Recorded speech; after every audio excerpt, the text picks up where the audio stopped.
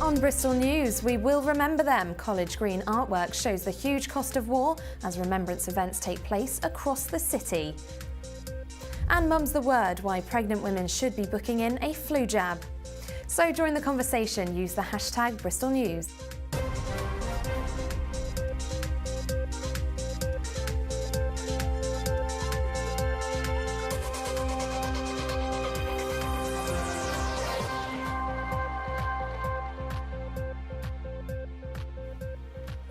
Hello and welcome to the programme. At the 11th hour of the 11th day of the 11th month, our city fell silent to remember the men and women killed in battle. Buses pulled over, streets normally bustling in the mid-morning sunshine went quiet, and school children across Bristol swapped playtime for poppies on this Armistice Day.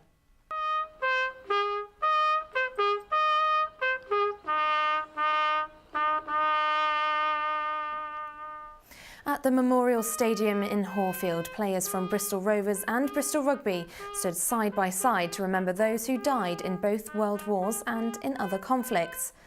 The service took place at the Memorial Gates, an official war memorial dedicated to the memory of local rugby union players killed during the First World War. Well, Rachel's in the newsroom to continue with our Armistice Day coverage. Rachel. Thank you very much, Lucy. Well, yes, a breathtaking and poignant art installation representing the death toll of the first day of the Battle of the Somme has gone on display on College Green. 19,240 figurines, each one hand-wrapped, have been laid out in the shadow of Bristol's cathedral, remembering each and every soldier that was killed on July the 1st, 1916. Marking each life lost on the first day of the Battle of the Somme. 19,240 shrouds have been laid on College Green to mark the 100th anniversary of the battle. Yes, it is. It's very emotive, and we've had a lot of emotion already today. I've seen people in tears, and it's a very poignant piece of art that hits at the heartstrings of people, and I think has touched the heart of the nation. It's a massive message. And is it the futility of war? I think we as a nation are very good at commemorating things and remembering things, but this display really shows the futility of war. The 12-inch figurines have all been individually handmade and stitched to represent each of the soldiers killed in action. We say these numbers, so I wanted to actually come up with a way of signifying a number, and I settled on the number of the Somme, which and so sure enough said about this. They are individual forms, they're all different now, but the key to this is that they were made to a name, and they're not just randomly made, each one was made to a name. So the individual is key, just so that we all understand that these big numbers are made up of individual men. And I think with the poppies at the Tower of London were a fantastic thing, absolutely brilliant. But I felt the individual was lost within that, in that sea of blood. Here, the gap between is as important as the figure, because it represents the individual. To this day, it's still emotive, which is a testament to us that we still feel that after 100 years. But yeah, I think the people who come, it's a strange emotion we feel. Myself, it's not grief, it's just a sense of awe. Which, you know, I mean, I can tell you many tears will be shed in the next week, quite a few of them by me. But yeah, it's still a very, very evocative subject. The sight of the figures is intended to make people reflect the physical reality of the war.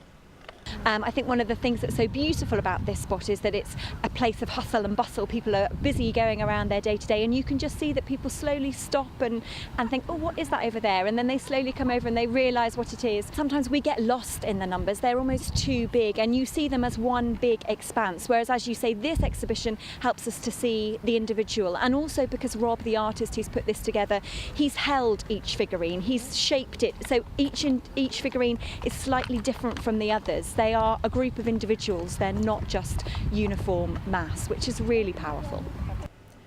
By the time the Battle of the Somme ended on November the 18th, 1916, the death toll from all sides reached more than 1 million, this being just a small representation of the lives lost.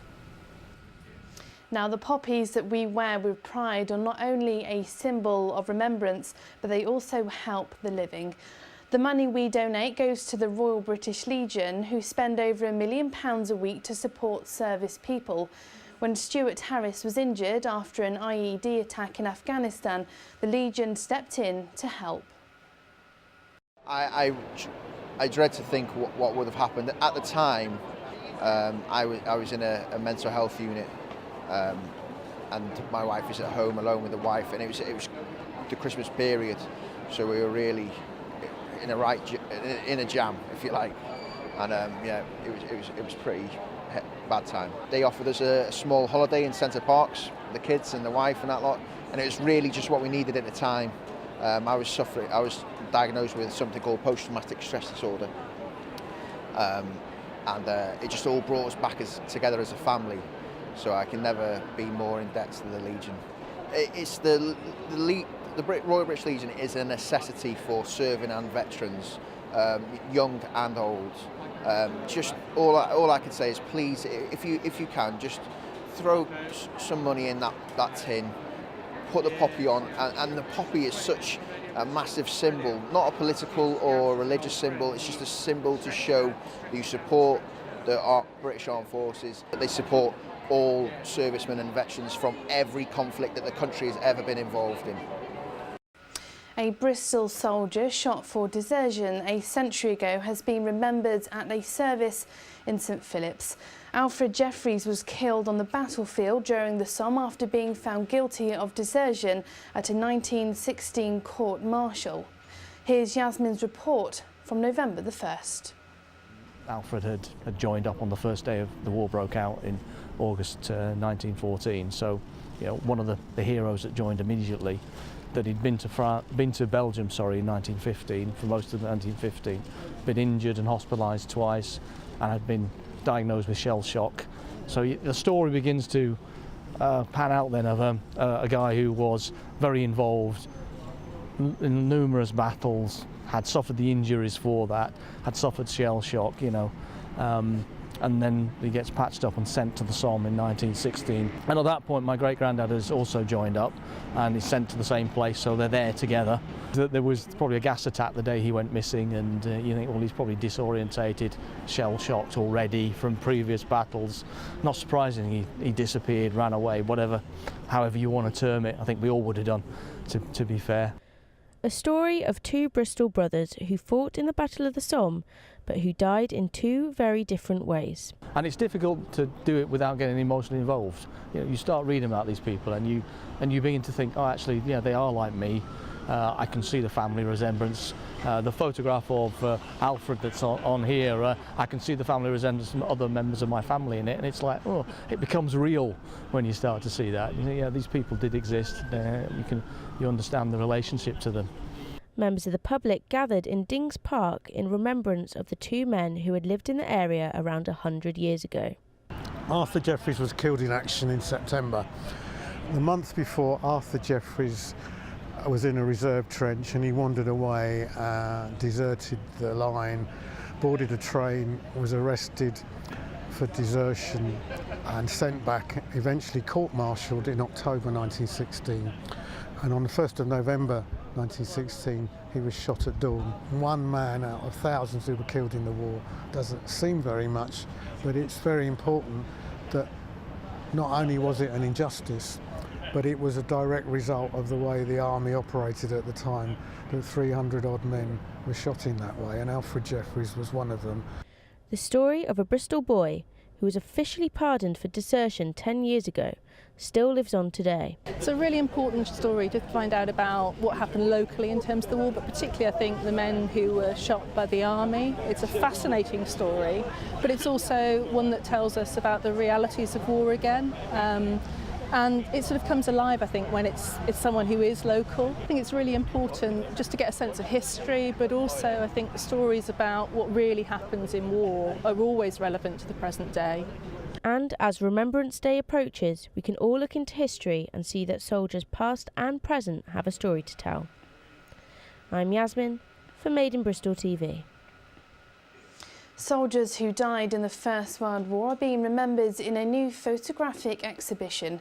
City of Bristol College students captured images of the graves of those who fought and who are buried at Arnesvale Cemetery. The show's on at the Bristol Cathedral and runs until November the 17th. These are a series of photographs taken at Arnesvale Cemetery by City of Bristol College students. The project was a collaboration between myself, the Living Memory Project, Arnesvale and Bristol Cathedral, and they've been photographing Commonwealth war graves throughout Arnesvale, and they've now interpreted those and exhibited them here. So we wanted to make sure that when people saw these pictures they looked at them twice. We didn't want people to be used to the images. What we really wanted to do was to make sure that it kind of caught people by surprise and made them look again and think again. So we've used quite a complex technique where we've taken the lens off the camera and then actually used what's called a pinhole in front of it, which is just very simply a very small little hole in the lens cap. What's actually happened then is that the actual images have taken a very long time to take the photograph, and also it's actually had to be very, very deliberate by the student as to how to compose the image. So some of the images are out of focus, some of them are a little bit blurry, but the idea is that it actually makes a very evocative and very poignant show. So our city remembered and continues to remember over the coming day with events, exhibitions and a Remembrance Sunday service in the city centre. Lucy, back to you. Thank you, Rachel. Lots more to bring you on Bristol News, including Mum's the Word, why pregnant women should be booking in a flu jab. And in the fast lane, the local girl who's flying the flag for female race car drivers. Comment on the story so far, #Bristol News.